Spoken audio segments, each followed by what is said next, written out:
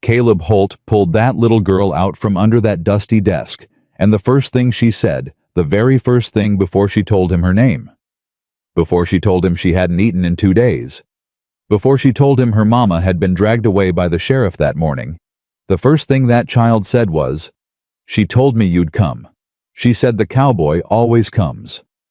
And Caleb Holt, a man who had not cried since the day he buried his partner in Redstone 8 years ago, felt something crack wide open in his chest.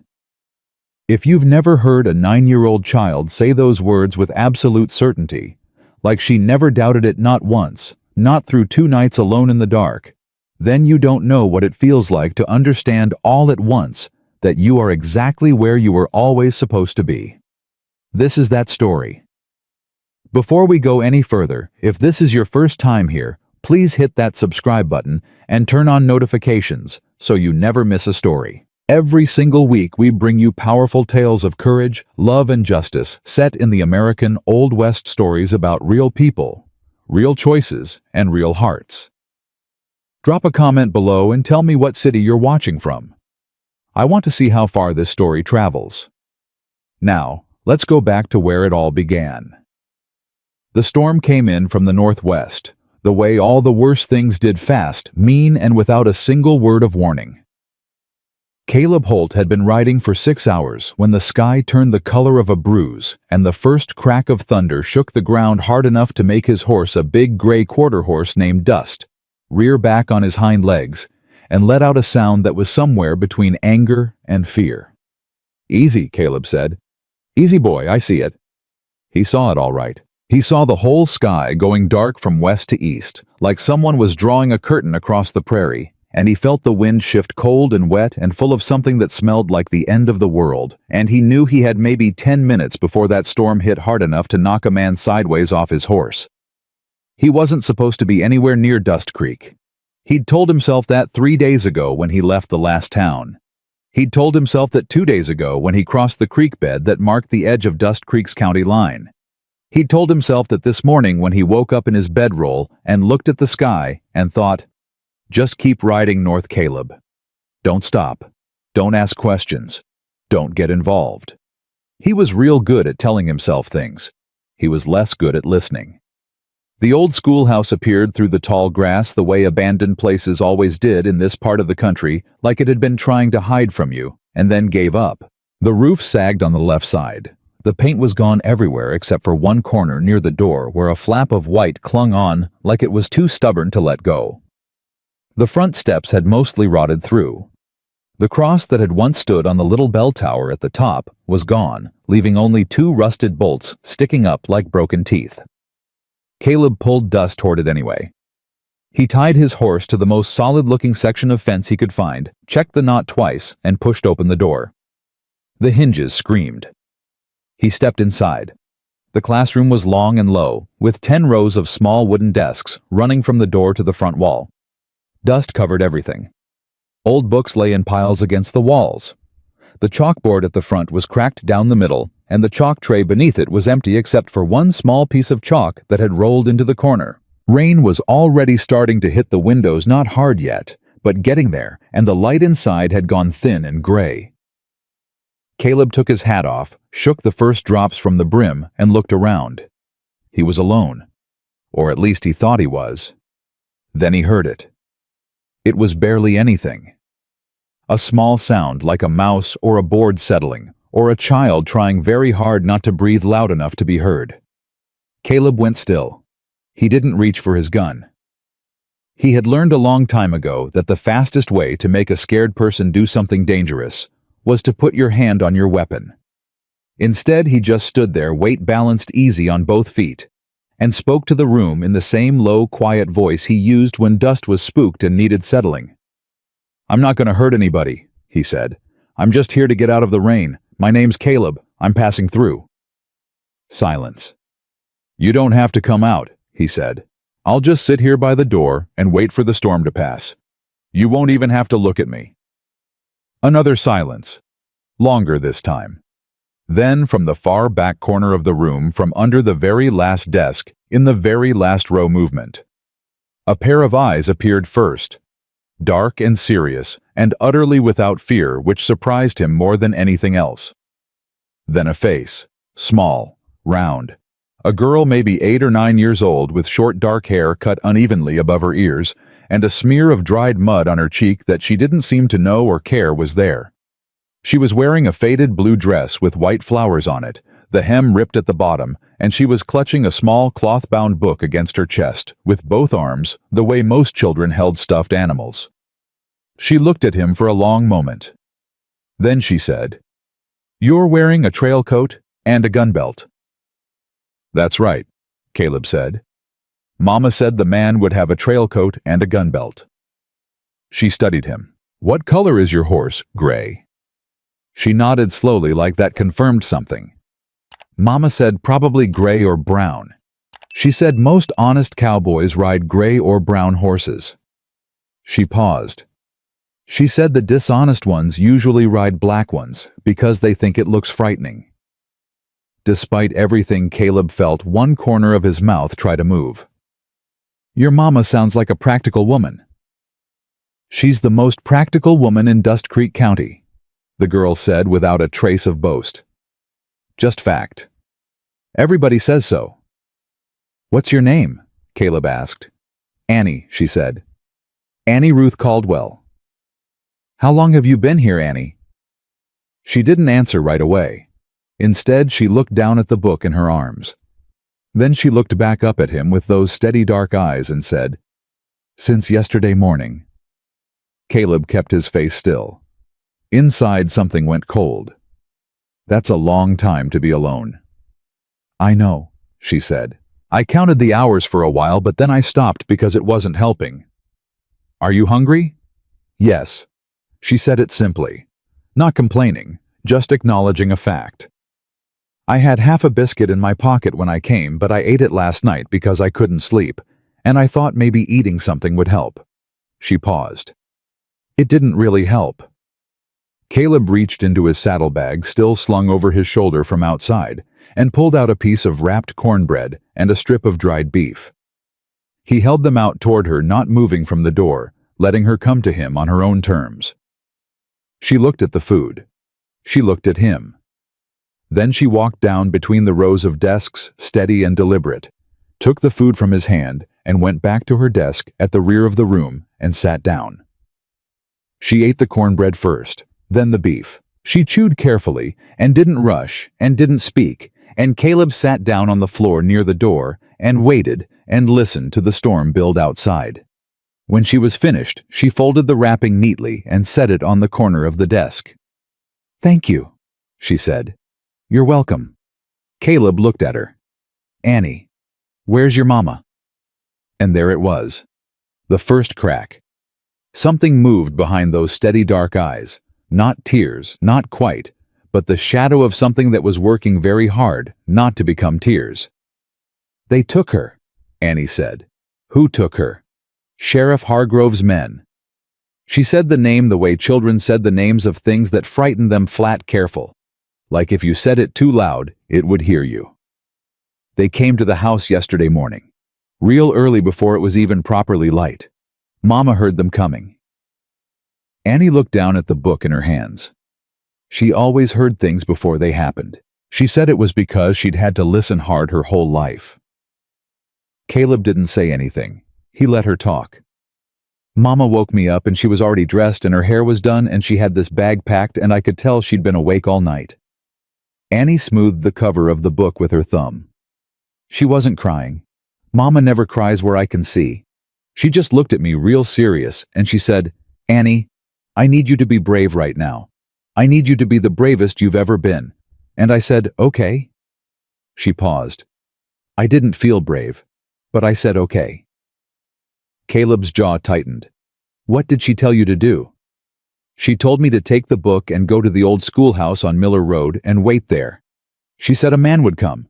She said he'd be wearing a trail coat and a gun belt and probably riding a gray or brown horse." Annie looked up at him. "She said his name was Caleb Holt." The rain was really coming down now, hammering the roof in sheets. Caleb heard it distantly like it was happening somewhere else. He was looking at Annie Caldwell, who was 9 years old and had been alone in an abandoned schoolhouse for over a day and a half, waiting for a man whose This name her story was mother had posted given on the her. channel The A Rusty man her Saddle. mother had Please do apparently not trusted with her repost it in daughter's any life, form. and Caleb could not for the life of him figure out why, because he had never set foot in Dust Creek before today. "Annie," he said slowly. "Your mama, had she ever met me before?" "No," Annie said, "but she said she knew about you." She opened the book in her hands, and Caleb saw then that it wasn't a book at all. It was a notebook, a school composition notebook with a brown cover, and tucked inside the front was an envelope. Annie pulled it out and held it toward him. "She said to give you this." Caleb crossed the room. He took the envelope. It had his name on the front, Caleb Holt, written in a clear, careful hand. He opened it. Inside was a single folded sheet of paper. He unfolded it and read, "Mr. Holt, I don't know you personally, but I know your name from a man I trust with my life, which means I trust him more than I trust most of this county right now. He told me you were a lawman once. He told me you walked away from a corrupt badge rather than wear it. He told me that makes you either a fool or the most honest man in the territory. I'm betting on honest. My name is Margaret Caldwell. I am a widow and a landowner, and I have been fighting Denton Hargrove for 2 years over water rights that he has been stealing from small homesteaders throughout this valley. 3 weeks ago, I found proof. Real proof, names, dates, payments, and what I believe is evidence of at least 2 deaths that were recorded as accidents. Hargrove found out I had it. I don't know how. I've been waiting for them to come. By the time you read this, they have already come. My daughter Annie is 9 years old. She is the most important thing in this world to me, and I am trusting her to you, Mr. Holt, not because I have any right to make that demand of a stranger, but because I have run out of options, and Annie has run out of time. The evidence is hidden in the notebook's back cover. Don't let Hargrove find it. Please. Margaret Caldwell. Caleb stood very still in the middle of that abandoned classroom with rain shaking the walls, and a 9-year-old girl watching him read, and he felt something move through him that he hadn't felt in 8 years. It wasn't anger exactly. It wasn't fear exactly. It was older and colder than either of those things. It was recognition. He had been here before. Not in this room, not with this child, not with this woman's name, but here in this exact place where a person had been ground down by something too big and too corrupt to fight alone, and had reached out for something honest in a world that had stopped offering much of it. He turned the notebook over and ran his thumb along the inside of the back cover. He felt it immediately, a slight thickness, a crinkle of paper hidden inside the lining. "Your mama sewed it in herself, didn't she?" Caleb said. Not a question. "The night before," Annie said. "She sat up at the kitchen table with a candle and her sewing kit, and she worked on it for almost 2 hours. She thought I was asleep." A pause. "I wasn't." "Did she tell you what's in it?" "She said it was proof," Annie said. "She said proof was the only weapon that couldn't be taken away from her." Then, very quietly, "They took everything else." Caleb sat down in the desk across from Annie. He set the notebook on the surface between them and just looked at her for a moment. This girl, who had walked into an abandoned building alone in the dark and sat there for 30-some hours without falling apart, without running, without doing anything except exactly what her mother had told her to do. "Annie," he said, "I need to ask you something, and I need you to tell me the truth, even if you think the truth is going to upset me. Can you do that?" She nodded. "Does Hargrove know your mama sent you here?" Annie considered this seriously. "I don't think so. Mama sent me through the back field before the sun was up. She said to keep low and not use the road." She paused. "But Hargrove knows about the notebook. Mama said he came to the house 2 days ago and searched it and didn't find it, and he was very angry." "How do you know he was angry?" "Because he broke the kitchen chair," Annie said simply. "The one Papa made before he died. Mama didn't say anything about it. But after Hargrove left, I saw her pick up all the pieces and put them in a pile in the corner. A very small pause. She put them very carefully, like she was going to put it back together someday. Something moved through Caleb's chest that he didn't have a name for. He stood up. He walked to the window, not to look at the storm, but to think with his back to the room in the particular way he had always thought, which was by looking at something far away, until the thing in his mind got close enough to see clearly. Denton Hargrove. He knew the name. Not personally, he'd never been within 100 miles of Dust Creek in his adult life, but the name had come up years back in conversations he'd had with other men who wore badges. Hargrove was spoken of the way certain sheriffs were spoken of, with a kind of careful neutrality that was itself a language, the kind of language used by men who didn't want to say out loud what they actually thought because they weren't sure who was listening. Hargrove runs a tight ship, one man had said. Hargrove doesn't have much trouble out his way, said another. Those kinds of words. Words that could mean almost anything. Caleb turned around. Annie, he said. Your mama, the man who told her about me. Do you know who that was? Mr. Eli Hatcher, Annie said. He has a farm about 4 miles east. He and Mama have been friends since before I was born. She hesitated. He came to the house 3 days ago. They talked for a long time in the kitchen with the door closed. When he left, Mama started sewing. Eli Hatcher. Caleb didn't know the name. Is Hatcher someone Hargrove watches? Everyone watches everyone in Dust Creek, Annie said with a matter-of-factness that broke something in the room. She was 9 years old. She should not have known that yet. But especially Mr. Hatcher, because he organized the homesteaders 2 years ago to push back on the water fees. Hargrove didn't like that. Caleb picked up the notebook. He turned it in his hands. Okay, he said, and his voice had gone into that flat, quiet register it went into when a situation had finished being complicated and started being simple. Here's what we're going to do. We're going to wait out this storm, because neither one of us is any good to your mama, wet and cold and blind in the dark. Then at first light, Mr. Holt, Annie interrupted. He looked at her. She said if you started talking about waiting, I was supposed to tell you something. Annie looked down at the book in her lap, and for just a moment, just a fraction of a second, he saw the 9-year-old. She actually was the one who was exhausted and scared and trying very hard to hold all of this together. Then she looked back up. She said, "Tell him every hour I sit in that jailhouse is an hour Hargrove has to make the evidence disappear and the story go away. Tell him Margaret Caldwell is not a woman who has time to wait." The room went quiet except for the rain. Caleb looked at Annie. Annie looked at Caleb. He put his hat back on. "You know how to ride?" he asked. "Since I was 4, she said. "Good." He lifted his saddlebag. "Then we're not waiting for morning." He crossed to the door and pushed it open. The storm hit him like a wall, cold rain, howling wind, the full weight of a high prairie storm at its worst. He stood in the doorway and turned back to look at Annie, who had stood up and was tucking the notebook firmly under her arm. "Mr. Holt," she said. "Yeah." She looked at him with those ancient, serious eyes. "She said you'd come," she said. She was right. Caleb held the door against the wind and said with more certainty than he'd felt about anything in 8 years, "Then let's not prove her wrong." He stepped out into the storm. A second later, Annie was right behind him. Dust didn't like the storm and made no secret of it.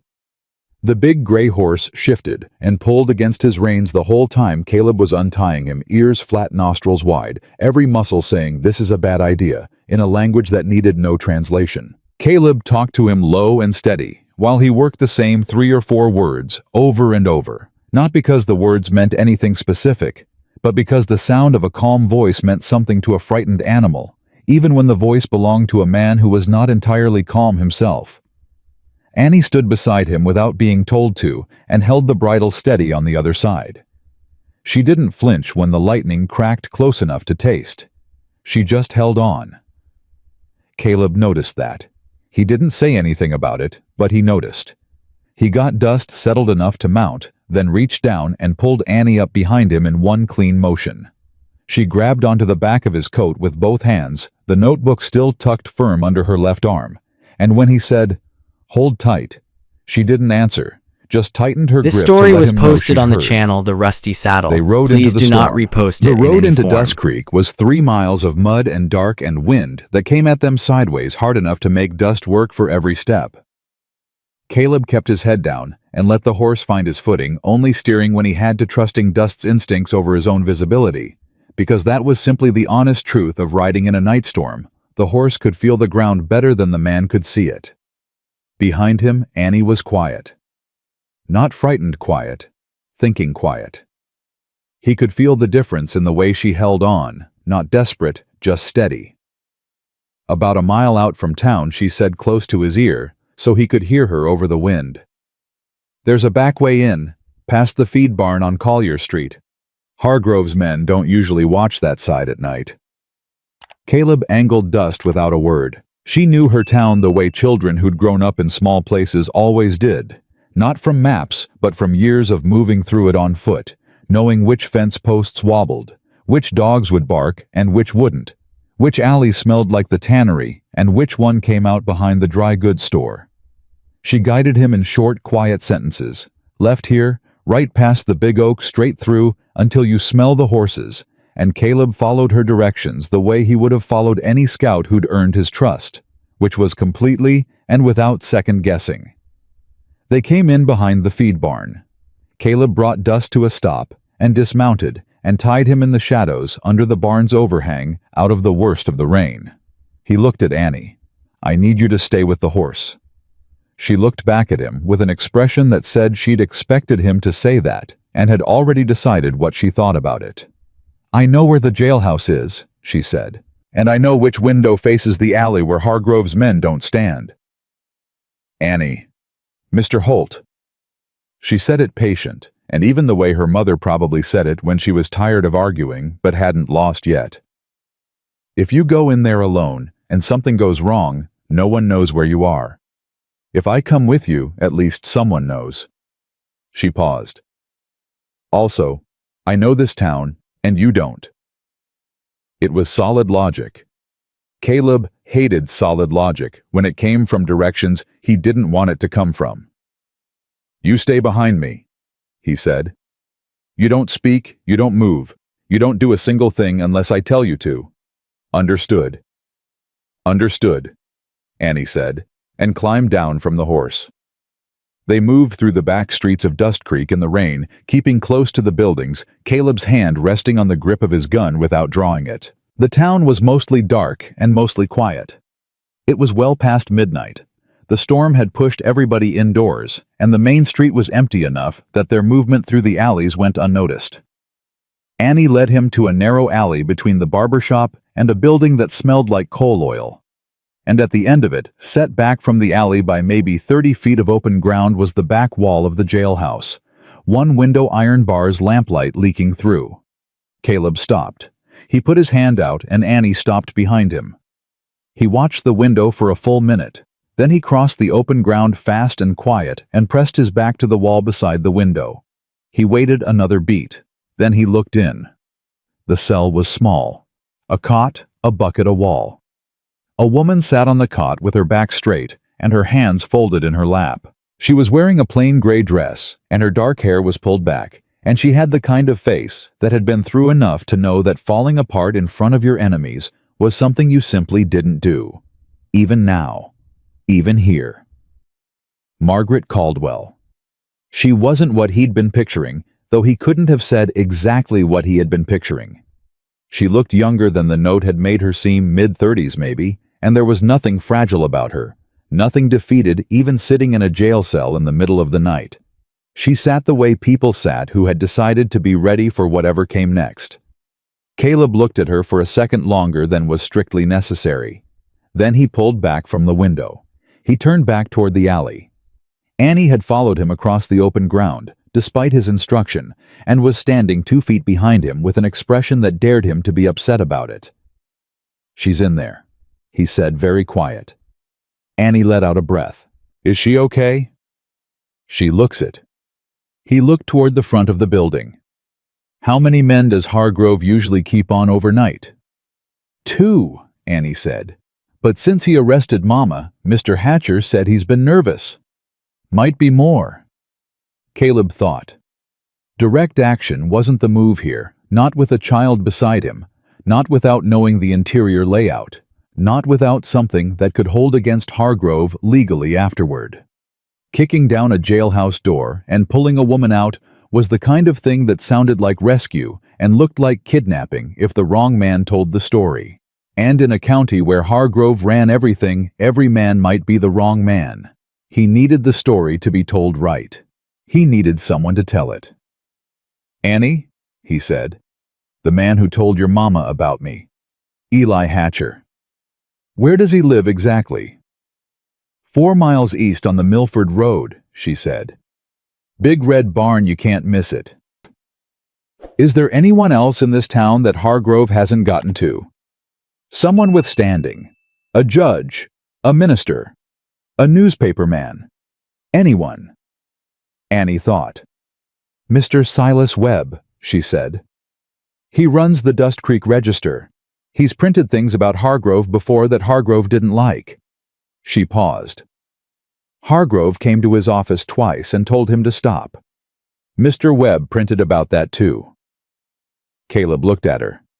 "Webb's a brave man or a stupid one?" "Mama says there isn't always much difference," Annie said. He almost smiled. He didn't, but it was close. "Where does Webb live?" "Above his print shop on Oak Street." "Okay."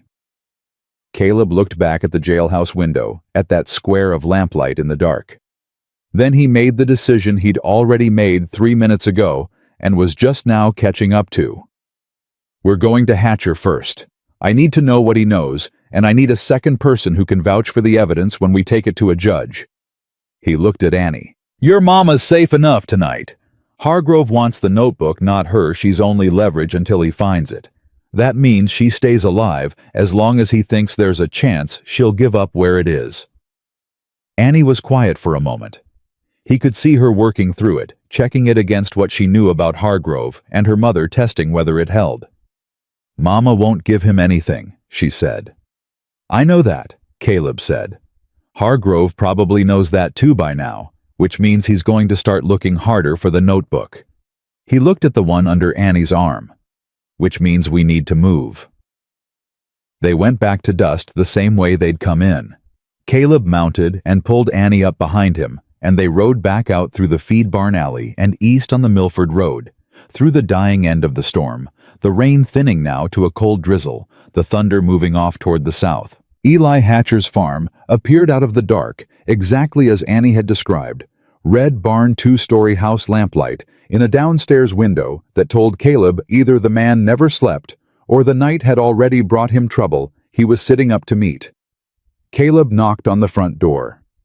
A long pause. Then footsteps. Then a man's voice, rough with age and wariness. "Who's there?"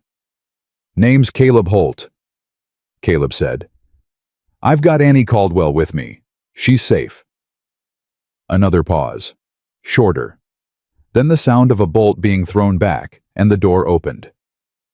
Eli Hatcher was somewhere north of 60, with a white beard, and the wide, careful hands of a man who'd farmed hard ground all his life. He looked at Caleb first, the quick assessing look of a man who'd learned not to trust strangers easily. And then his eyes moved to Annie, and something shifted in his face that was almost painful to watch, the specific relief of someone who'd been carrying a fear and suddenly sets it down. "Annie." His voice came out rough. "Thank God." "I'm okay, Mr. Hatcher," Annie said. She said it the same way she said everything, clear and steady, but she stepped forward when she said it and let the old man put his hand briefly on top of her head, and Caleb understood that was as close as either of them was going to get to showing what this moment actually cost them. Hatcher looked back at Caleb. "You found her at the schoolhouse." "She found me," Caleb said. Hatcher nodded slowly, like that tracked. "Come inside." He looked out into the dark behind them before he closed the door. Hargrove had 2 men riding the East Road earlier tonight. Haven't seen them in an hour, but that doesn't mean they're gone. They sat at Hatcher's kitchen table, Hatcher and Caleb across from each other, Annie beside Caleb, the notebook on the table between them. A lamp in the center. Rain still ticking on the window glass. This story was slow posted and on the irregular, channel The last Rusty of the Saddle. storm talking Please do itself not out. repost it Hatcher in any looked form. at the notebook. She kept it safe, he said, more to himself than to either of them. Everything your mama told me about the water rights, the stolen fees, the forged records, 2 men she thought were killed, Caleb said. How much of that do you have direct knowledge of? Hatcher wrapped both hands around his coffee cup and looked at the table. Tom Briggs and Eddie Farrow, he said. 2 homesteaders both filed formal complaints against Hargrove's water assessment 2 years ago, both dead within 4 months. Both ruled accidental. He looked up. Tom Briggs drowned in a creek that ran 18 inches deep. Eddie Farrow supposedly fell from a barn roof he'd been climbing for 40 years.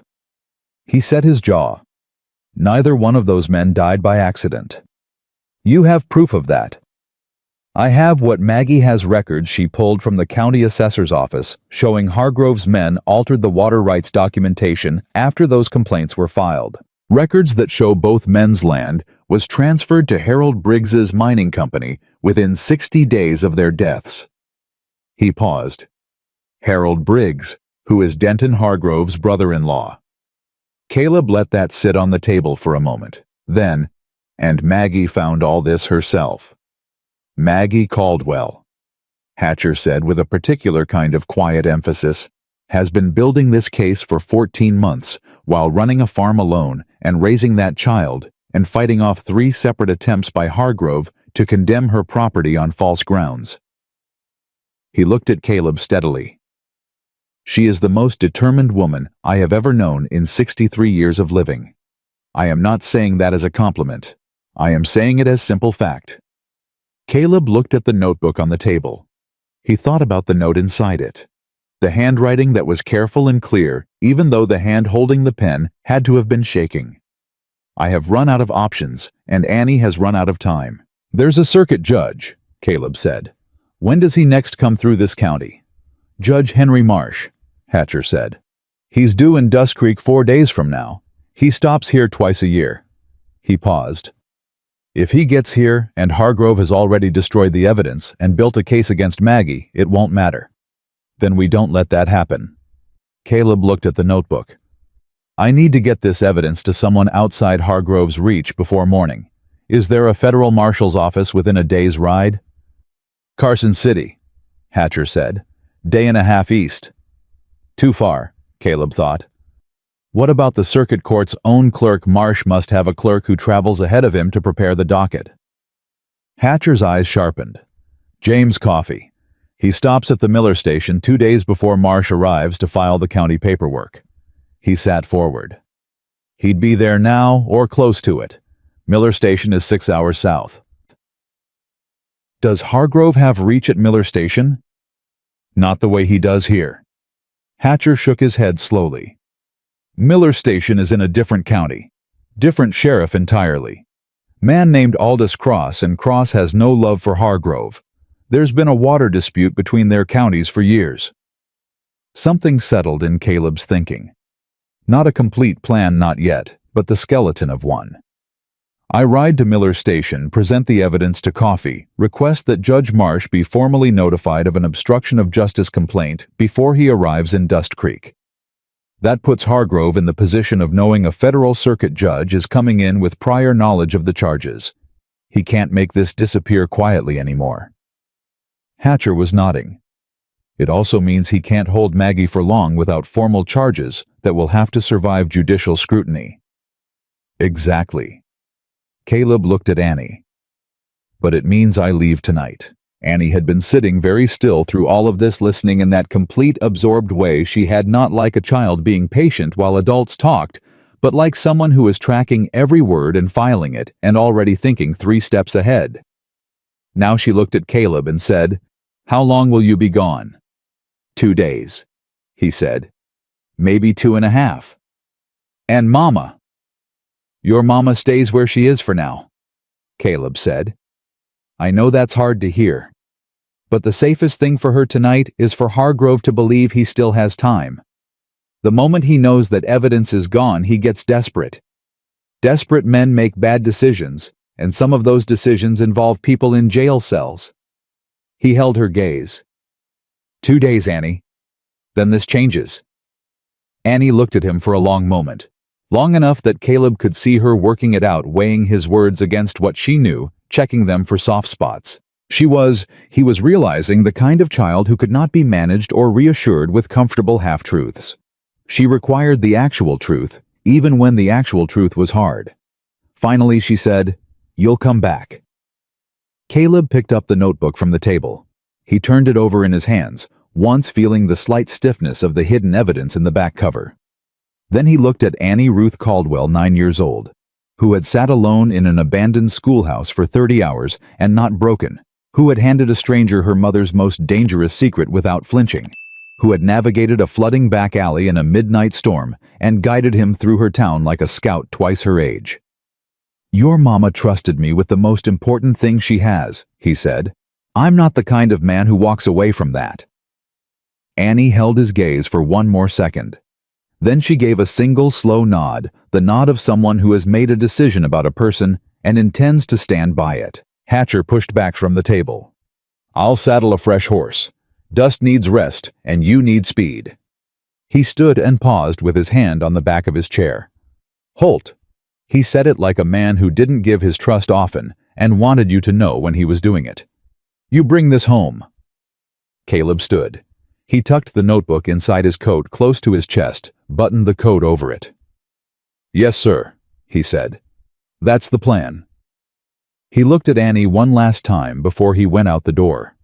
She was sitting straight-backed at Hatcher's kitchen table, with her hands folded the exact same way her mother had been sitting in that jail cell, and she was watching him go, with eyes that were steady and dark, and full of something that looked in the lamplight a great deal like faith.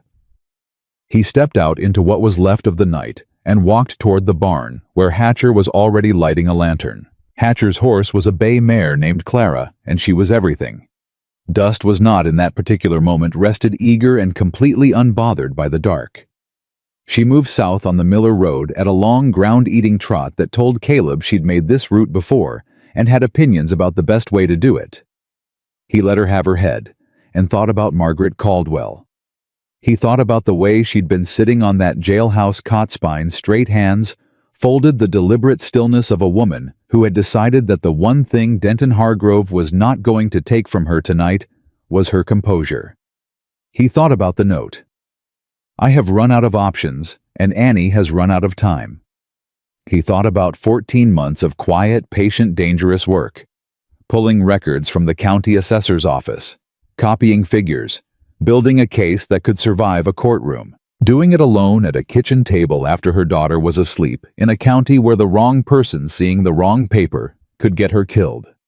He thought about the broken chair, the one her husband had made, the one Hargrove's men had smashed, and she had picked up piece by piece and stacked in the corner like she still believed it could be put back together. Clara's hooves were steady on the road beneath him, and the last of the rain had moved off completely, and the sky was beginning to do that thing it did in the hour before dawn, where the black started to go soft at the edges. Caleb kept his eyes forward and his hand away from his gun and rode. Miller Station came up just as the sky went fully gray, a small settlement built around a way station and a courthouse annex, the kind of place that existed mainly to serve the circuit court's administrative needs, and had accordingly attracted the kinds of businesses that served people with administrative needs. A land surveyor, a notary public, a boarding house that charged reasonable rates and asked few questions. And at the far end of the main street, a building with a hand-lettered sign that read, "Circuit Court County Docket Office, J. Coffey, Deputy Clerk." There was a light on inside. Caleb tied Clara at the post, knocked twice, and waited. The man who opened the door was small and neat in the way that certain professional men were small and neat, everything exactly in its place, as if disorder were a personal failing. He'd decided early in life not to tolerate. James Coffey was perhaps 45, with round spectacles and ink stains on the first two fingers of his right hand that suggested he'd already been working for some time this morning. He looked at Caleb the way men looked at strangers who arrived before sunrise, not unfriendly, but carefully. This story was posted on the channel The Rusty Saddle. He said. Please do not My name is repost Caleb it in Holt, any form. Caleb said. I need to speak with you about Dust Creek County, specifically about a matter that needs to reach Judge Marsh before he arrives there. Coffey looked at him for a moment. Then he stepped back from the door. Come in, Mr. Holt.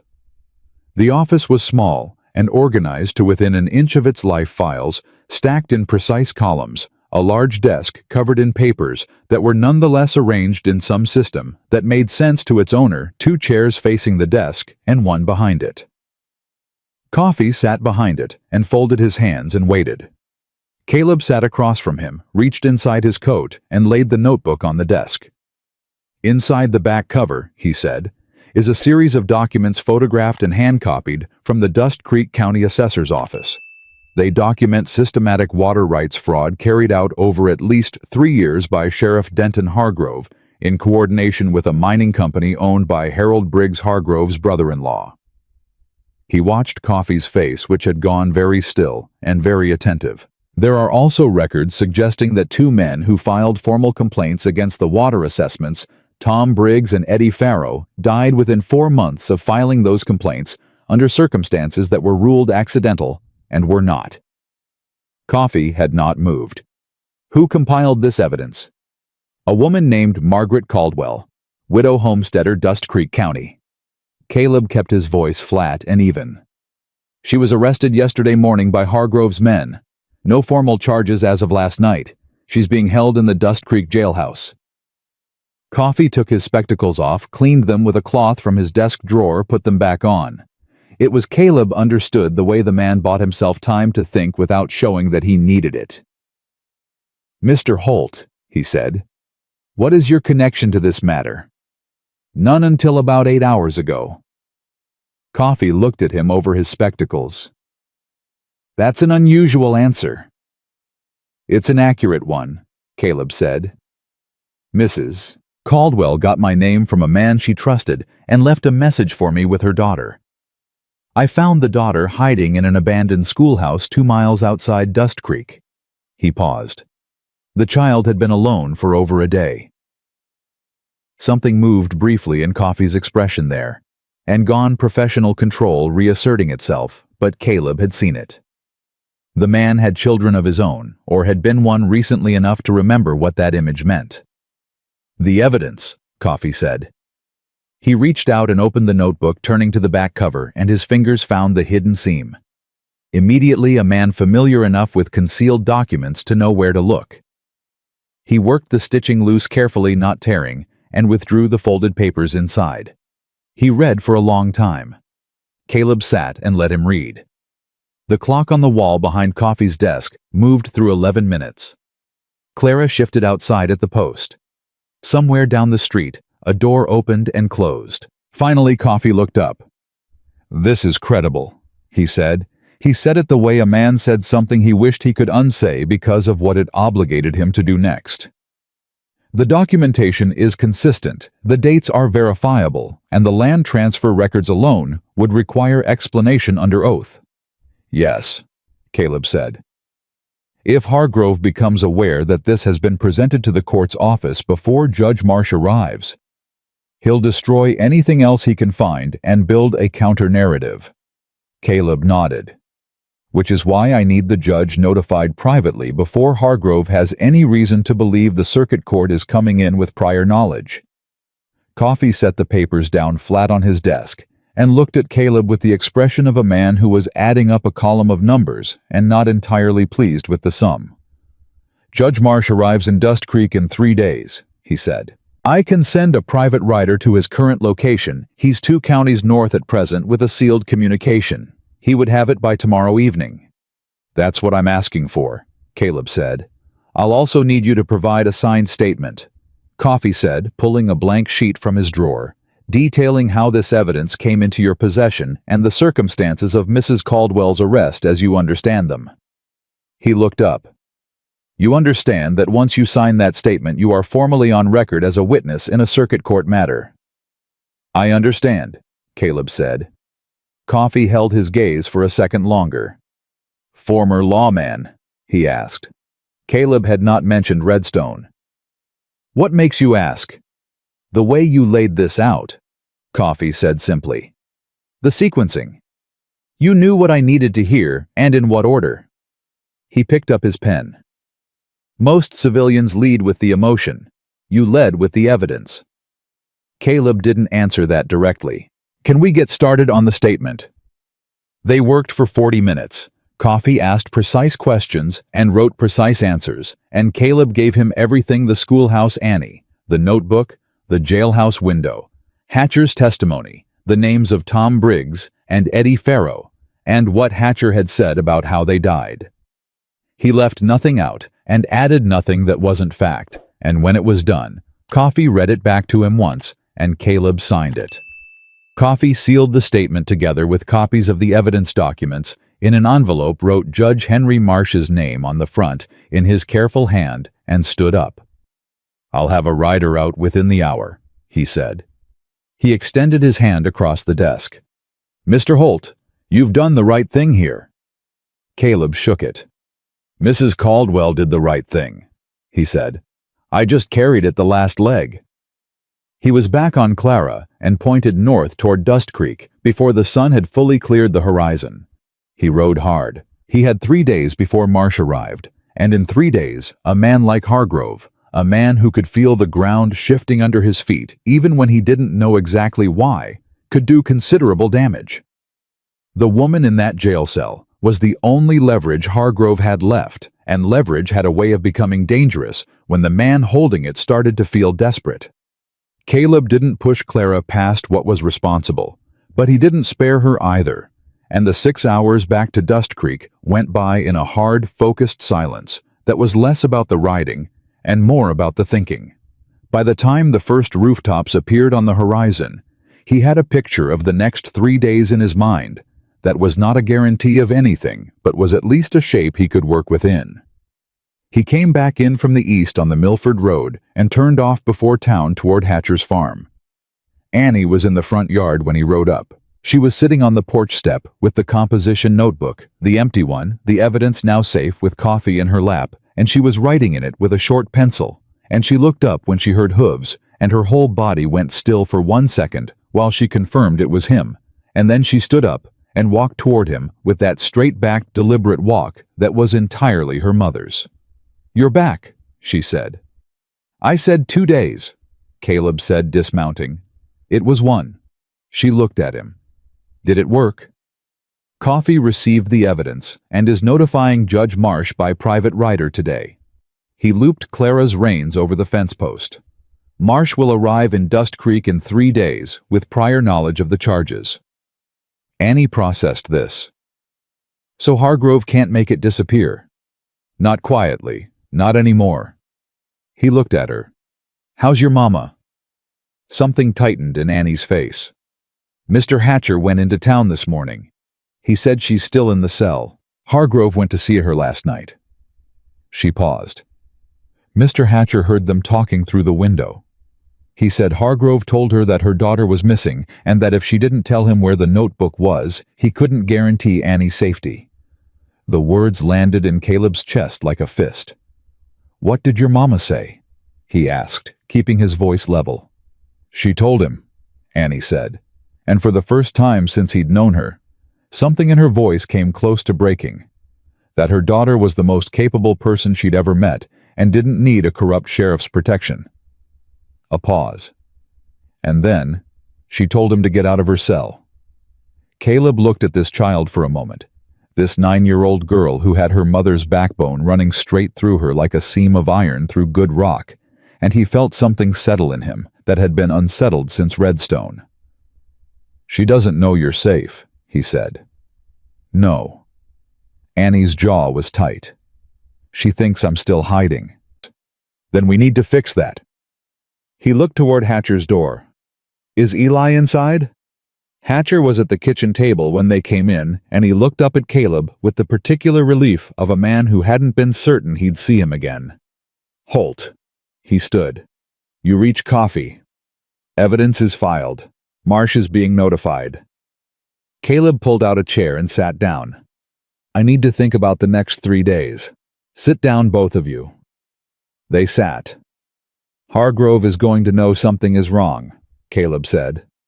"Maybe not today, maybe not tomorrow, but by the time Marsh rides into Dust Creek, Hargrove is going to be aware that the judge is coming in informed rather than blind. When that happens, he has 2 choices. He can run, or he can try to neutralize the threat." He looked at Hatcher. "A man who's operated in this county for 7 years without serious challenge doesn't run easily.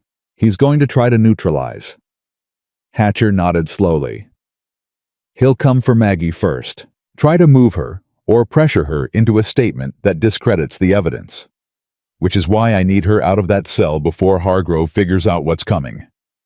This Caleb story looked was at the posted table. on the channel The What's the Rusty legal Saddle. ground for her Please arrest? do not repost it What in charge any is he form. holding her on?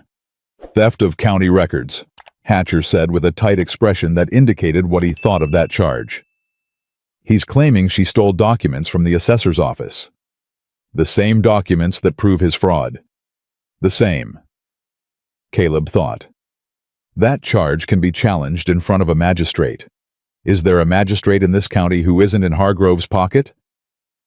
Hatcher was quiet for a moment. Then he said carefully, "There's a man named George Pruitt. Retired circuit magistrate, lives about 2 miles west of town. He gave up his commission 4 years ago after a disagreement with Hargrove over a property case." He looked at Caleb. "He's not a friend of Hargrove's. Is he a man who'd be willing to review an unlawful detention if someone brought him the paperwork?" "I think," Hatcher said slowly, "that George Pruitt has been waiting for someone to bring him that paperwork for approximately 4 years. Caleb looked at Annie. "Your mama's handwriting is in that notebook. There are pages of her own notes, her own analysis in her own hand." He thought about the note inside the envelope, the careful, clear script, the precise dates and figures. That's consistent handwriting from someone who wasn't stealing documents in a panic. That's someone who was building a case. A magistrate who understands evidence will see that. Annie was watching him with those dark, measuring eyes. "You're going to get her out before the judge even gets here," she said. "I'm going to try," Caleb said. He didn't offer her more than that. It was one of the things he'd learned about this child in the past 24 hours. She didn't want comfort. She wanted accuracy. She nodded once. "What do you need me to do?" "Nothing," he said. She looked at him. "I mean that," he said, meeting her gaze straight on. "You've done your part, Annie. You carried what your mama gave you. You stayed where she told you to stay. You gave me what I needed to make this work. That part is done." He held her eyes. "Now you let me do mine." Annie sat with that for a moment. He could see the argument forming behind her eyes, the natural resistance of a person who'd been holding things together alone for too long to let go of the habit easily. Then slowly, she unfolded her hands and set them flat on the table. "Okay," she said. It was the same word she'd said to her mother in the dark before dawn, when she didn't feel brave, but said it anyway. Caleb recognized it. He understood that it cost her something real. "Hatcher," he said, pushing back from the table. "Tell me how to find George Pruitt's place." Outside, the afternoon sun was moving toward the west, and 3 days felt suddenly like both a long time and no time at all. Caleb pulled on his coat, settled his hat, and thought about a woman sitting straight-backed on a jailhouse cot, who didn't know yet that her notebook had made it out, that her evidence was in the hands of the circuit court, that her daughter was safe at a kitchen table 4 miles away, writing in the empty pages of the book that had carried everything she'd built. He thought about the broken chair in the corner of a kitchen somewhere in Dust Creek, stacked careful, like it could still be put right. He walked to his horse. George Pruitt answered the door holding a book and wearing the expression of a man who had been interrupted in the middle of something he considered important, and was prepared to say so. He was older than Caleb had expected, somewhere in his 70s, lean and white-haired, with the sharp, slightly impatient eyes of someone whose mind still moved faster than the people around him. He looked at Caleb. He looked at the horse. He looked back at Caleb. "Whatever you're selling," he said, "I don't want it." "I'm not selling anything," Caleb said. "My name is Caleb Holt. Eli Hatcher sent me." Something shifted in Pruitt's expression at Hatcher's name. Not warmth exactly, but a kind of attention that hadn't been there a second ago. "Hatcher," he repeated. He lowered the book. "What does Eli want?" "He wants to know if you'd be willing to review a case of unlawful detention," Caleb said. "Specifically, a woman named Margaret Caldwell, being held in the Dust Creek jailhouse on a theft charge that was manufactured by the man who arrested her." Pruitt was quiet for a moment. Then he said, "Hargrove." "Yes, sir." The old man looked at him for a long beat. Then he stepped back from the door. "You'd better come in." Pruitt's front room was floor-to-ceiling books on 3 walls and a work table covered in papers that looked like legal briefs, even though the man was 4 years retired. Caleb noted that without surprise. Men like Pruitt didn't stop thinking like lawyers just because they stopped practicing. They just stopped having to be polite about it. Caleb sat and laid out everything clean and sequential the same way he'd laid it out for coffee, because that was the way it needed to be told to men who thought in evidence rather than emotion. Maggie's 14 months of documentation, the water rights fraud, Tom Briggs and Eddie Farrow, the arrest. The charge of theft applied to documents that were county public records and therefore not legally the property of the assessor's office in the first place. That last point made Pruitt's eyes sharpen in a way that was almost pleasant to watch.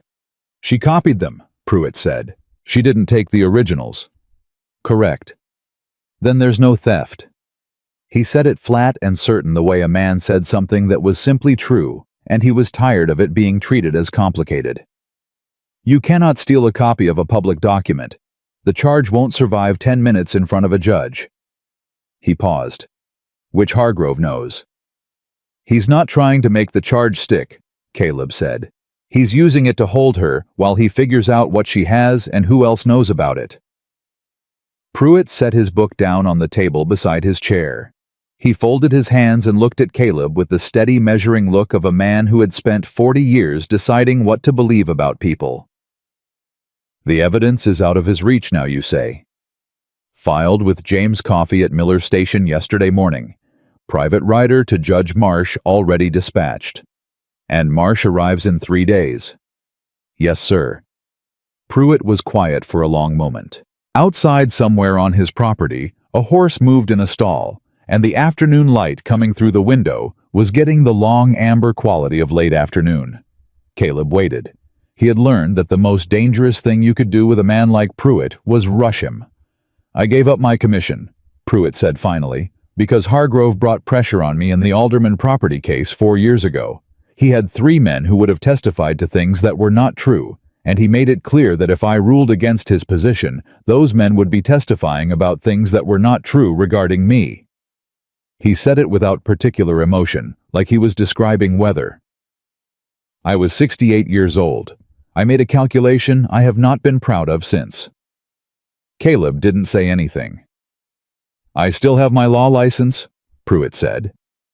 "I surrendered the commission, not the license. That was my one condition, and Hargrove agreed because he thought it didn't matter." He looked at Caleb. "A licensed attorney can file a writ of habeas corpus on behalf of a detained individual. It requires a sitting magistrate to sign it. But there is a magistrate in Miller Station, a man named Davies, who is outside Hargrove's jurisdiction and has no particular loyalty to him." Caleb leaned forward slightly. "How long would that take?" "If I ride to Miller Station tonight and Davies signs it by morning, it could be in Hargrove's hands by tomorrow afternoon." Pruitt paused. "It won't force him to release her immediately. He'll delay fine procedural objections. But it creates a formal legal record that her detention is being challenged. That record exists independent of anything Hargrove does or doesn't do from that point forward. He held Caleb's gaze. It means when Marsh arrives, the first thing on his docket is a habeas challenge with my name on it, and Marsh knows my name. He'll know you came out of retirement to file it, Caleb said. Yes, Pruitt said simply. He will. They looked at each other across the room. Two men who had both in their different ways, and for their different reasons, made a calculation once that cost them something they hadn't fully recovered from. Caleb understood what this was for Pruitt, not just a legal filing, but a reckoning with a 4-year-old choice that had been sitting in the corner of his conscience like a broken chair, someone kept meaning to fix. I'll ride with you to Miller This Station, story was posted on the Caleb channel said. The Rusty Saddle. Please No. do not repost it in any Pruitt form. stood up with the decisiveness of a man who had made his decision and had no interest in revisiting it. You need to be in Dust Creek. If Hargrove moves against that woman before the writ arrives, you need to be close enough to know about it. He crossed to his work table and began pulling papers. Go back to Hatcher's. Stay close. I'll handle Davies. Caleb stood. Mr. Pruitt? The old man looked up from his papers. Thank you, Caleb said. Pruitt looked at him for a moment. Don't thank me yet, he said. Thank me when she's out. Caleb rode back to Hatcher's farm in the last of the afternoon light and found Hatcher waiting on the porch with a look on his face that told Caleb something had changed while he was gone. What happened? Caleb said. It wasn't a question. Hatcher came down the porch steps and lowered his voice, even though there was no one else in sight. Silas Webb came by an hour ago. He heard from his man at the hardware store that Hargrove's been asking questions about who might have been on the Milford Road last night during the storm. He looked at Caleb steadily. Someone saw lights. Couldn't identify the rider, but they know someone came and went from this direction. Caleb thought about that. Does Hargrove know about Hatcher's connection to Maggie? He suspects it, Hatcher said.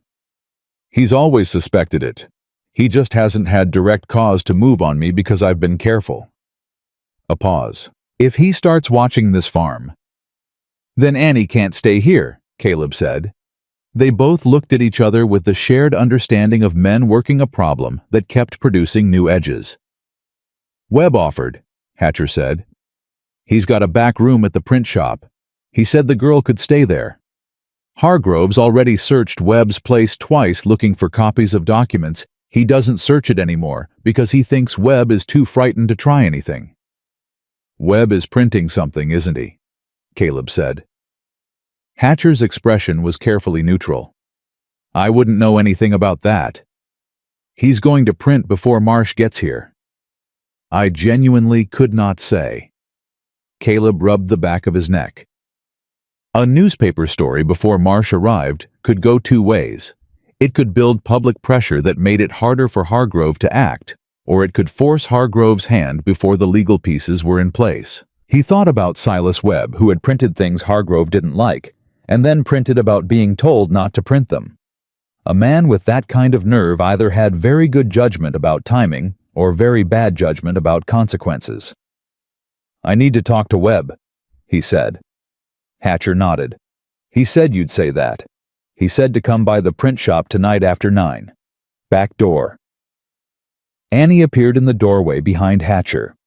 She had heard enough of it, probably all of it, and she stood there with her arms at her sides, and her face arranged in an expression of careful control that Caleb was beginning to recognize as the face she made when she was working hard, not to show that she was frightened.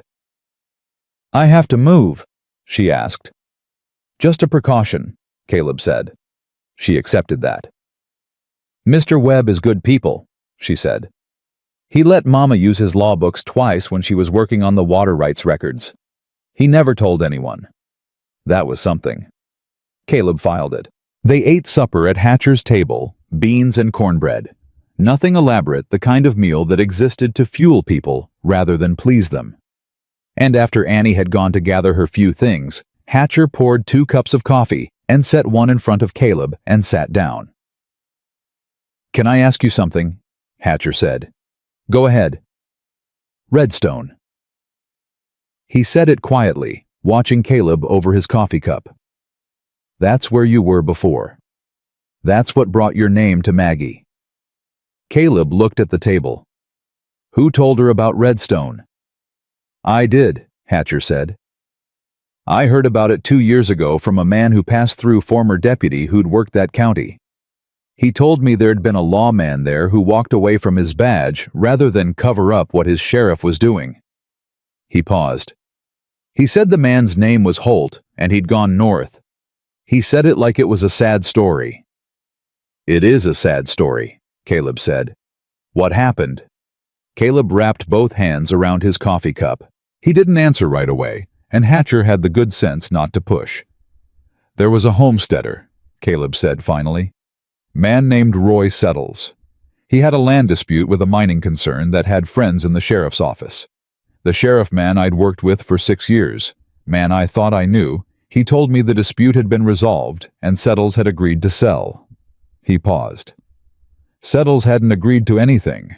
They pressured him for 2 weeks, and when he still wouldn't sell, 3 men went to his property one night and burned his barn down with his horses inside." He was quiet for a moment. "Settles went after them and they shot him, ruled it self-defense." Hatcher said nothing. "I knew it wasn't self-defense," Caleb said. "I knew what had happened. I had enough to bring charges. And my sheriff looked me in the eye and told me that the mining concern employed 40% of the working men in that county, and that what I thought I knew and what I could prove were 2 different things, and that I should think very carefully about the difference." He set his cup down. "I thought about it for 3 days. Then I handed in my badge and rode north." He looked at the table. "Roy Settles had a daughter. She was 11. After I left, the mining concern took the property anyway through a foreclosure claim. I don't know where she ended up." The kitchen was quiet.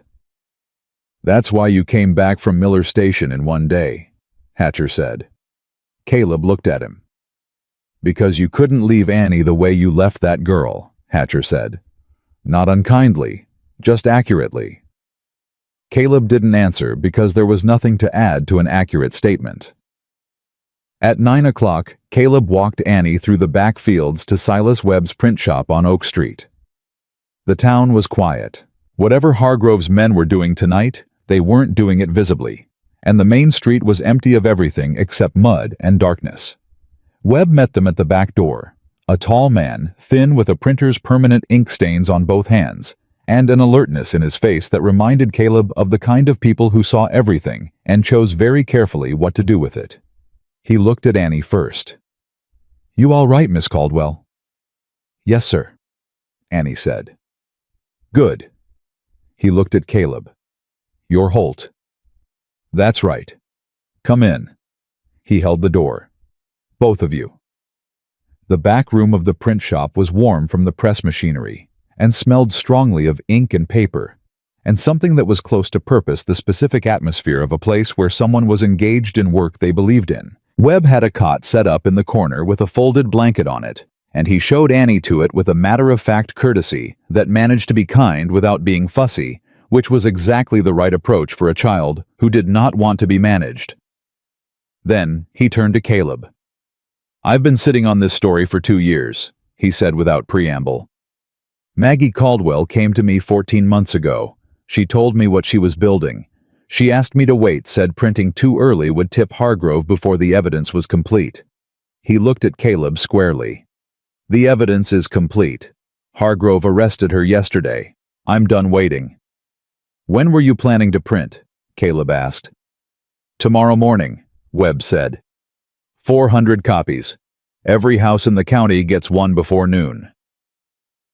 Caleb thought about the timing. Pruitt riding to Miller Station tonight. Davies signing the habeas writ by morning. The writ reaching Hargrove by tomorrow afternoon. Marsh arriving in 2 days. 400 copies of a newspaper story landing in Dust Creek the same morning as a habeas corpus writ was a great deal of pressure arriving at once. It was also, if Hargrove panicked and responded badly, a great deal of exposure for everyone involved. "If Hargrove sees that paper before the writ arrives," Caleb said, "he's going to move against Maggie." "I know that," Webb said. He met Caleb's gaze without flinching. which is why I need to know where things stand legally before I run the press. Caleb told him. Coffee and the evidence. Marsh being notified. Pruitt and the habeas writ riding to Miller's station tonight. Webb listened to all of it with his hands in his pockets and his eyes on the middle distance processing. When Caleb finished, Webb was quiet for a moment. Then he said, "If Pruitt gets Davies to sign by morning, how fast can that writ get to Dust Creek?" "Fast rider 4 hours from Miller Station. So the writ could be here by early afternoon." "If everything goes right," Caleb said. Webb nodded slowly. "I hold the press until the writ is in Hargrove's hands," he said. "The moment This he story receives was it, posted the on the detention is channel on The formal Rusty legal Saddle. record. Please do He not can't move repost against it her in any after that form. without it being witnessed obstruction." He looked at Caleb. "Then I print." "That works," Caleb said. Webb put his hand out. Caleb shook it. "One more thing," Webb said, not letting go of the handshake right away. "Hargrove is going to come here. Not tonight, tomorrow after the writ, after the paper. He's going to come here and he's going to stand in my doorway, and he's going to do what he did the last 2 times, which is tell me that things will go badly for me." He paused. "Last 2 times I was alone when he did it." Caleb looked at him. "I'm not asking you to do anything except stand in my shop when he comes," Webb said. "Just be here." Caleb thought about what that meant. Being visible, being present. Being the thing between a man with a corrupt badge and the 2 people he most needed to silence right now. He thought about what it had cost him the last time he'd stood between something honest and something dangerous, and decided the cost was too high. "I'll be here," he said. Webb released the handshake and nodded once with the economy of a man who didn't make speeches when a nod would do. Caleb turned to check on Annie before he left. She was sitting on the cot with her knees drawn up and the empty composition notebook open in her lap, and she was writing in it again, filling the pages that had always been blank, the ones her mother had left unused because the back cover was more important. "What are you writing?" Caleb asked. Annie looked up. "Everything," she said, "in case someone needs to know what happened." He looked at her for a moment. This child who had decided that the way to hold herself together was to put everything down on paper the same way her mother had, because some things were too important to trust only to memory. "That's a good idea," he said quietly. He meant it. He pulled on his coat and went out into the night, back toward the edge of town, where he'd left Clara tied, and he stood in the dark for a moment and looked up at the sky, which was clear now and full of stars, the way it only got after a hard rain had scrubbed everything clean. Tomorrow was going to be the day it either held together or it didn't.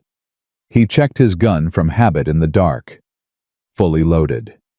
He reholstered it and started walking. Caleb didn't sleep that night.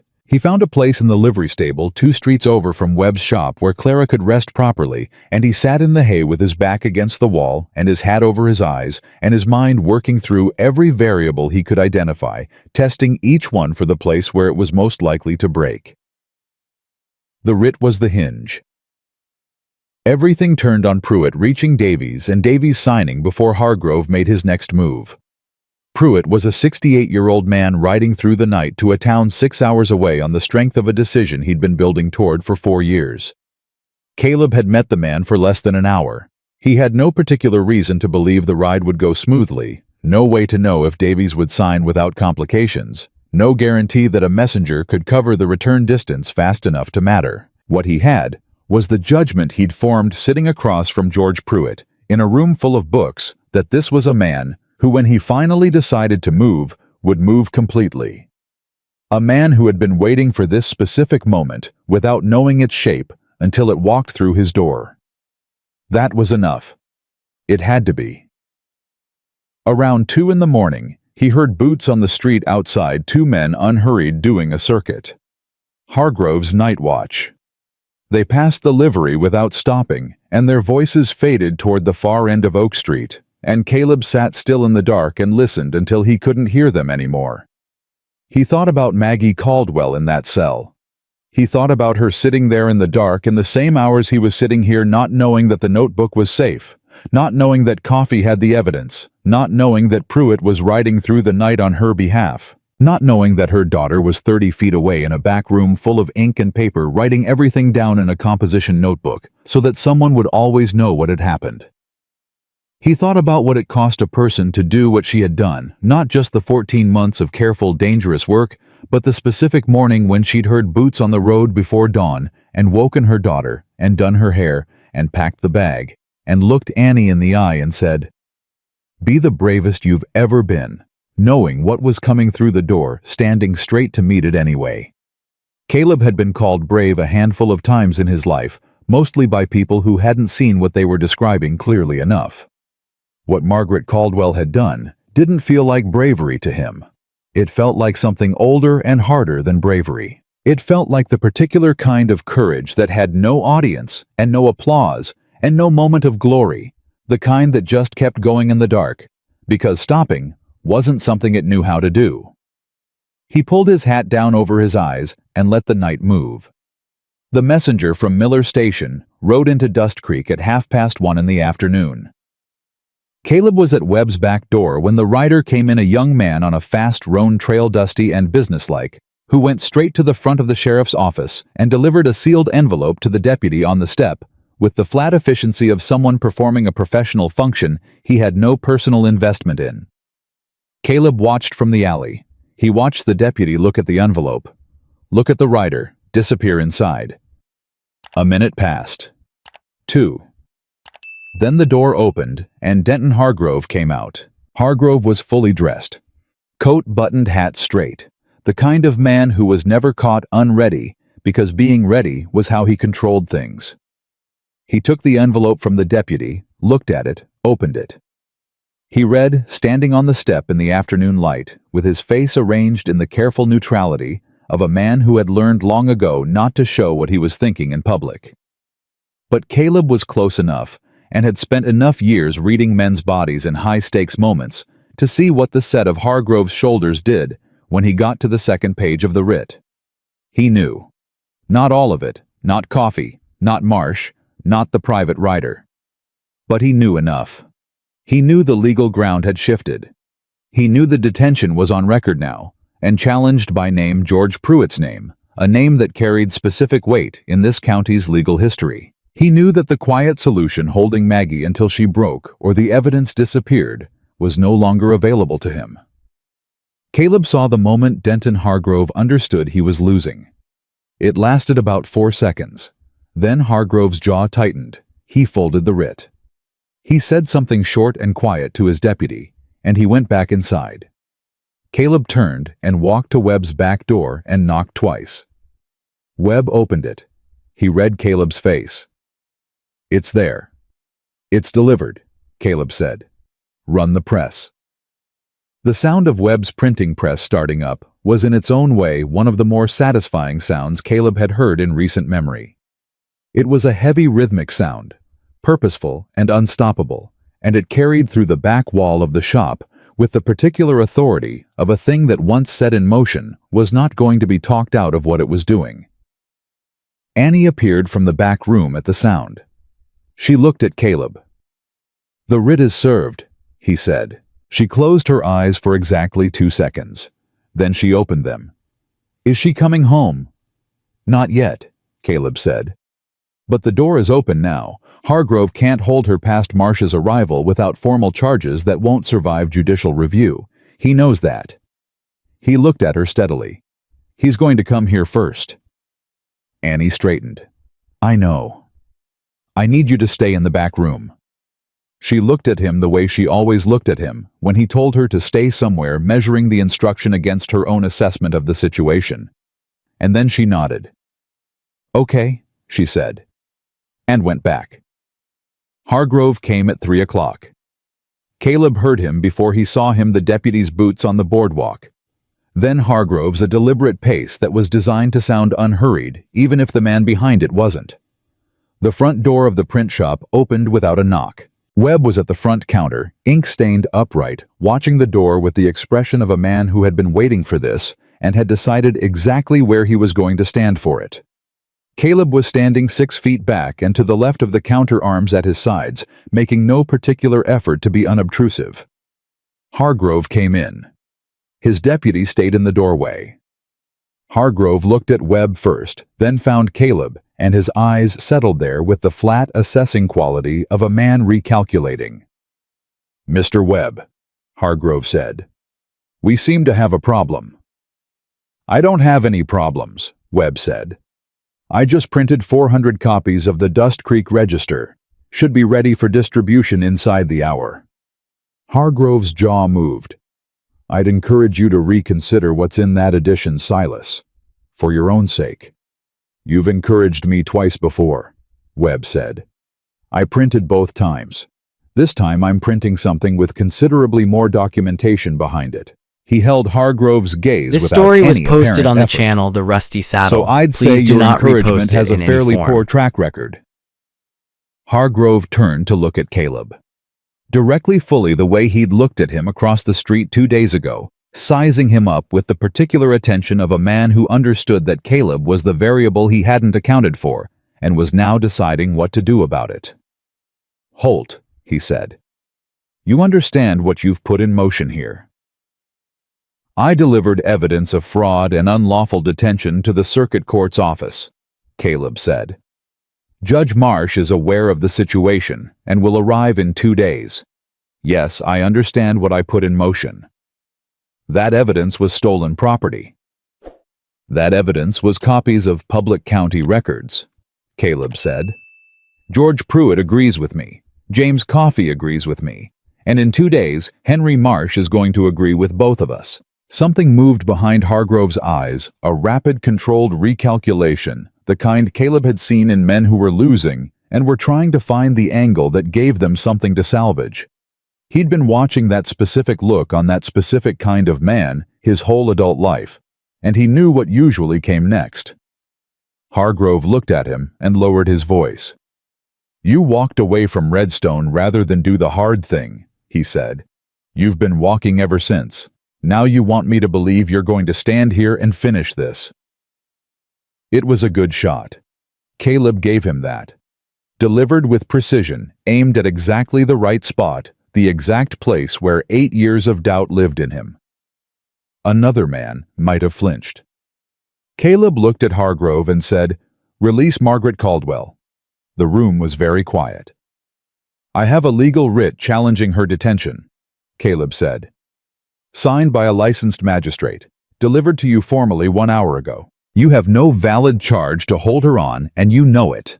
Release her now, or Marsh walks in here the day after tomorrow, and the first thing he sees is a habeas writ. You refuse to honor." He paused. "Is that the position you want to be in?"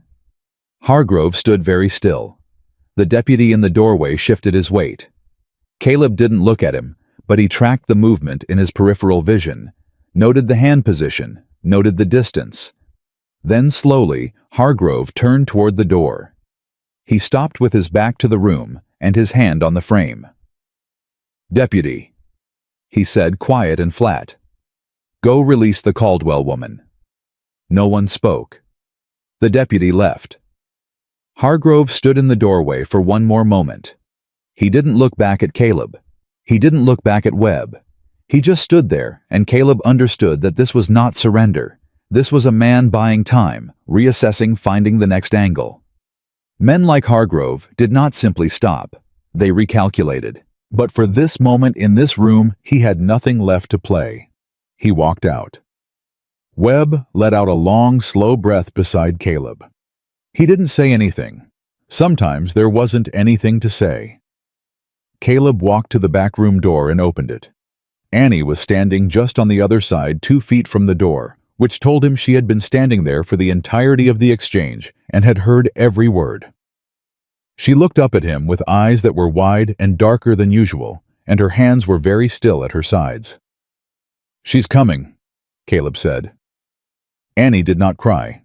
She had not cried once in the 3 days he'd known her, not in the schoolhouse, not in the storm, not at Hatcher's table, not through any of it. She did not cry now. She just made one small sound in the back of her throat, and then pressed her lips together and nodded very hard the way a person nodded when they needed the nod to hold everything else in place. Caleb put one hand briefly on her shoulder. "Come on," he said. They walked out the front of the print shop together and down Oak Street toward the jailhouse, and Caleb was aware of doors opening as they walked. Not dramatically, not all at once, but one by one down the street. People appearing in doorways and on boardwalks, with the careful, attentive manner of people who had been watching this thing build for a long time and were now watching to see how it landed. Nobody stopped them. Nobody said anything. The deputy was coming out of the jailhouse door when they reached it, and a step behind him, Margaret Caldwell walked out into the afternoon light. She was the same as she'd looked through the jailhouse window, dress rumpled from 2 days in a cell, hair loose now instead of pinned but spine straight, jaw level, the same composed steadiness she'd had sitting on that cot in the dark. She stopped on the top step and looked at the street, and in the second, before she saw Annie, Caleb saw the face she'd been keeping private for 2 days. The exhaustion and the fear and the cost of holding it all together alone in a cell. And then Annie said, "Mama," and all of that went somewhere else entirely. Maggie came down the steps fast, and she and Annie met at the bottom, and Maggie went to her knees in the street dirt and held her daughter with both arms and her face pressed into Annie's hair, and Annie held on with the full force of 3 days of careful, practiced bravery, finally given somewhere safe to go. Neither of them made much sound. That was somehow the most affecting part of it. Not dramatic, not performative. Just two people holding on to each other in a dirt street in a small town while the afternoon went on around them. Caleb stood back and let it be. After a long moment, Maggie raised her head. She looked over Annie's shoulder at Caleb, and their eyes met across the few feet between them, and Caleb saw in her face the same thing Hatcher had put into words the night before, that she understood what Redstone had cost him, and what coming back from it had cost him too. She didn't say thank you.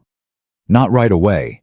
She just held his gaze with the particular directness of a person who understood the weight of what they were looking at and wasn't going to diminish it with something insufficient. Then Annie pulled back and looked at her mother's face with the concentrated focus of a person conducting an inventory checking for damage. "Are you hurt?" "No," Maggie said. She cupped Annie's face in both hands. "I'm not hurt." She searched her daughter's eyes. "You stayed." "I waited," Annie said. "Like you told me." "I know." Maggie's voice came out rough on those 2 words. She cleared it. "I heard." She glanced at Caleb again briefly. "I heard everything through the wall." Silas Webb appears at Caleb's shoulder with a stack of the freshly printed register ink still not entirely dry. He held one out to Caleb without a word. The headline read, "Dust Creek Sheriff Faces Circuit Court Inquiry. Fraud and Unlawful Detention Charges Supported by County Records." Below it a secondary line. "Evidence preserved by local widow Margaret Caldwell after 14 months of investigation." Her name, in print, on the front page. Caleb handed the paper to Maggie. She read the headline, then the secondary line, and something moved across her face that was complicated and quiet, and not entirely readable. Pride and grief and relief, all occupying the same space at the same time, the way feelings did when something you had carried alone for a very long time was finally set down in a place where other people could see it. 14 months, she said quietly. Not to anyone in particular. 14 months, Webb confirmed beside her. Not a word of it wasted Maggie. 2 days later, Judge Henry Marsh arrived in Dust Creek on schedule. He read George Pruitt's habeas writ before he read anything else. He read the fraud documentation filed with Coffee before he attended to his regular docket. He called Denton Hargrove into the courthouse annex that afternoon and spent 2 hours going through the evidence in Hargrove's presence with Hargrove's attorney present, and at the end of those 2 hours, he issued a formal order suspending Hargrove's authority pending a full circuit court investigation. Hargrove walked out of the courthouse with his badge in his hand and his attorney at his elbow and said nothing to anyone on the street. Harold Briggs, the mining company owner, left Dust Creek by private coach before the end of the week. He did not come back. The investigation into Tom Briggs and Eddie Farrow's deaths was opened formally by the Circuit Court and placed under federal oversight. George Pruitt accepted a temporary reappointment as county magistrate at Judge Marsh's specific request to serve until a permanent replacement could be confirmed. He accepted it without ceremony, in the same tone he used for everything matter-of-fact without performance, as though it were simply the next thing that needed doing. Eli Hatcher organized the Valley homesteaders within the month to file a collective claim for the water rights fees they'd been overcharged. The recovery wasn't complete, and it wasn't fast, but it moved forward on legal ground that had never been available to them before. Silas Webb printed every development, every hearing, every filing, every outcome. He printed it all. Caleb stayed for the week. He had not planned to stay for the week. He had not planned to stay This story past was the day posted Marsh on the arrived, channel The Rusty and then Saddle. not past the Please day do not Hargrove was repost it in suspended, any form. and then not past the day the investigation was formally opened. Each time he prepared to leave, something else required handling, that he was the most logical person available to handle, and he handled it. And then there was something else. He understood after a while that he was not staying because of the things that required handling. On the last morning, he was saddling dust in Hatcher's barn when he heard boots on the barn floor and looked up. Maggie Caldwell stood inside the door with her arms crossed over her chest and the expression she wore when she was about to say something she'd been thinking about for several days. He recognized the expression because it was identical to the one her daughter wore in the same circumstances. "You're leaving today," she said. "That was always the arrangement," he said. "No arrangement was made," she said. "You just kept not leaving, and I kept not asking you to stay, and that isn't the same thing as an arrangement." Caleb looked at her over Dust's back. She looked back at him with those direct, clear eyes that had been looking at him the same way since the moment she'd walked out of the jailhouse, like she was seeing him completely, and had decided what she thought, and was waiting for him to catch up. "I don't know what I'm doing after this," he said. It was the most honest thing he could offer her. "I know that," she said. "I'm not asking you to know."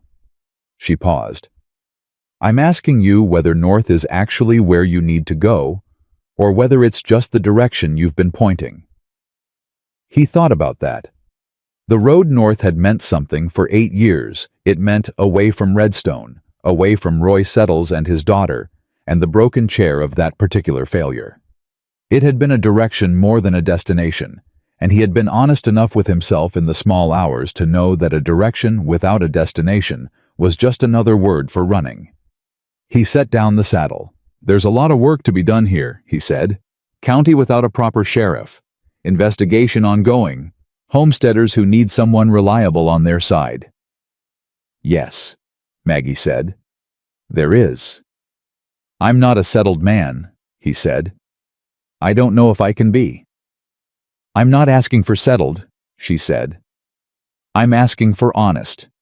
I've got enough practical sense for the both of us. What I need alongside me is someone who won't flinch." She held his gaze. "You didn't flinch."